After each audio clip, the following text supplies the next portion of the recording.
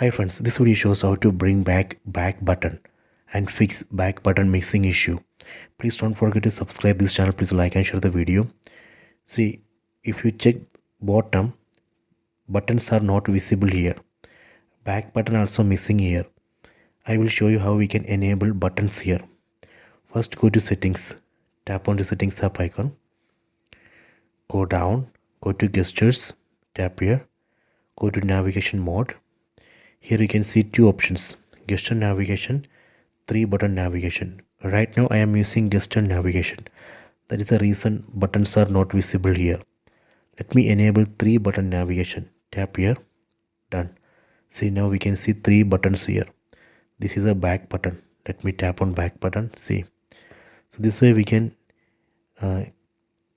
enable back button, or we can bring back missing back button. So I hope you have enjoyed this video. Please subscribe this channel. Please like and share the video.